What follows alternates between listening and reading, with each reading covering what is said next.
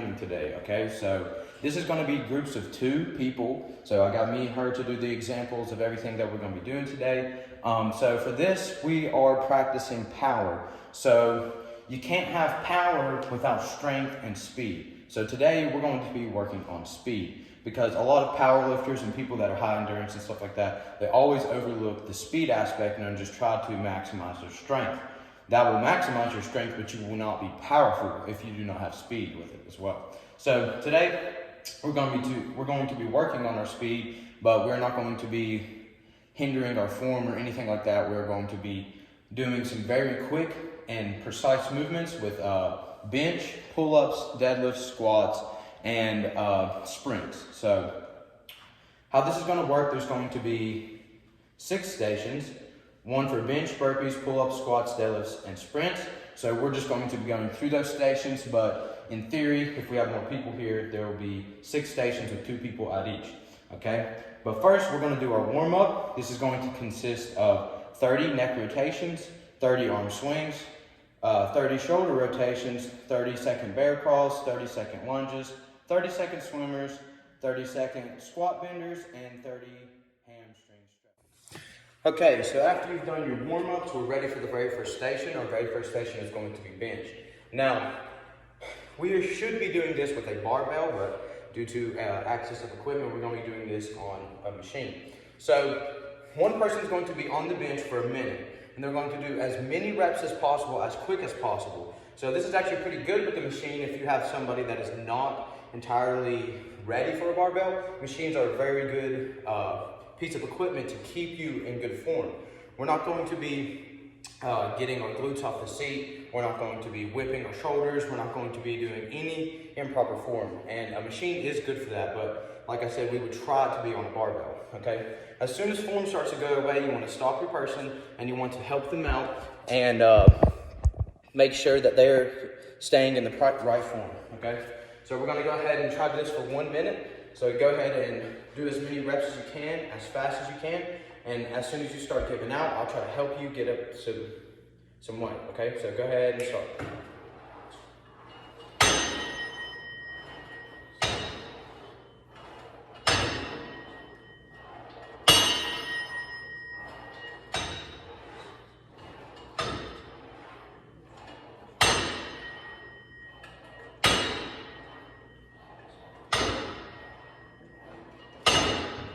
So as many as you can do, keep going, I'll help you.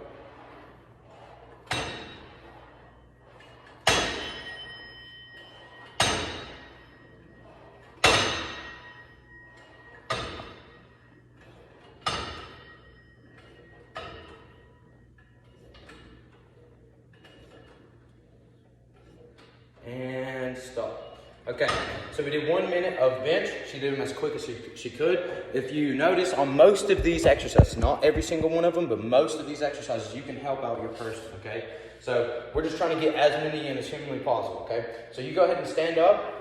So in theory, if we were doing this with a barbell, this 1 minute transition where both of us are going to be resting, we're going to be taking off our plates and putting on the new person's plates, okay? So with all of these exercises, you want to do about 50% to 40% of your maximum weight because you want it to be super light so we can focus on speed. The heavier and heavier you go, the less speed you're going to have. So we're just going to pretend that a minute has passed. We put both of our plates on. She's going to be standing behind me now, and I'm going to try to do as many as I can as quick as possible for 1 minute. Okay, ready?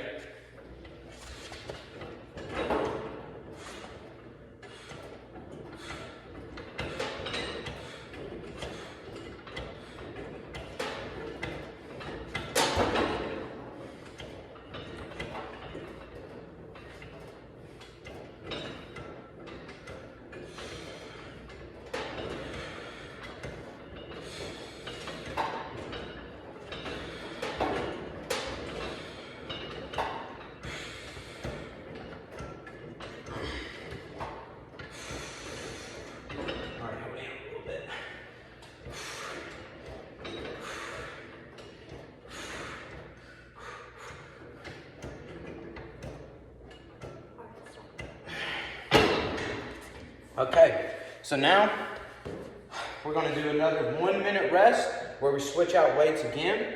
And she's gonna go at it one more time. Then we're gonna do another 1 minute rest, and then I will go at it one more time.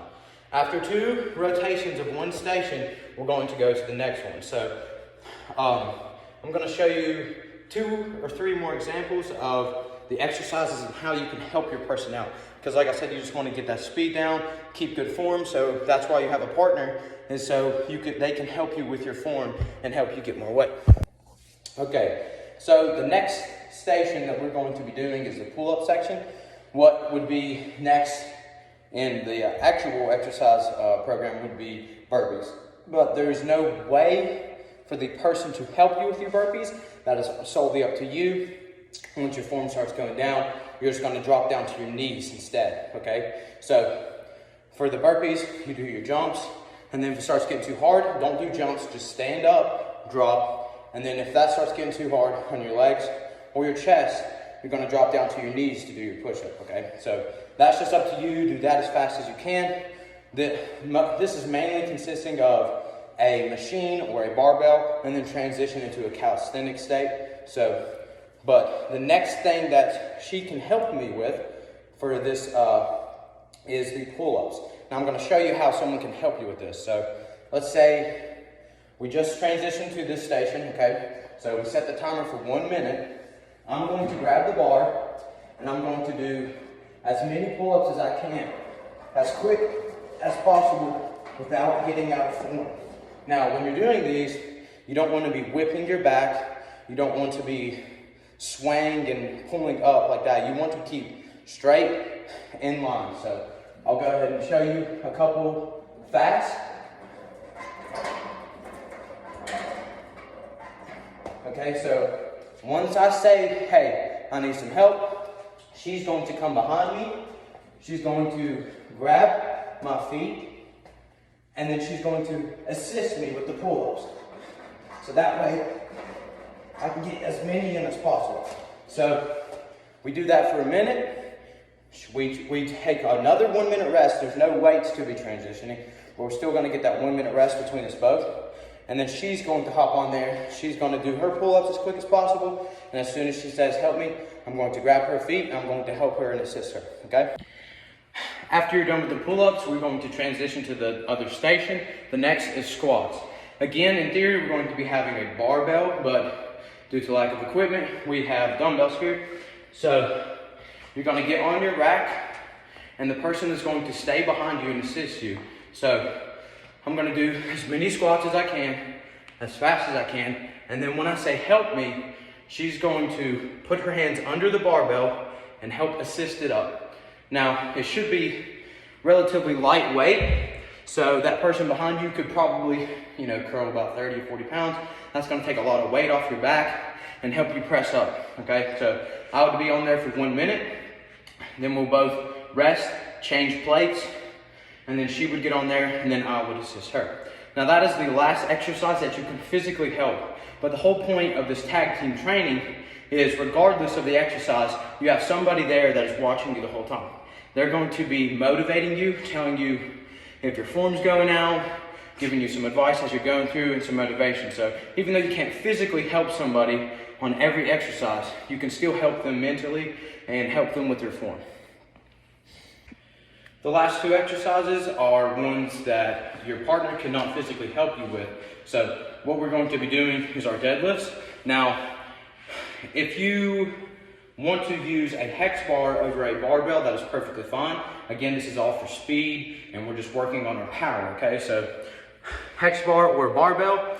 So you're gonna go ahead, get in position, do as many deadlifts as you can, as quick as possible, really explode into it and press your hips up into it.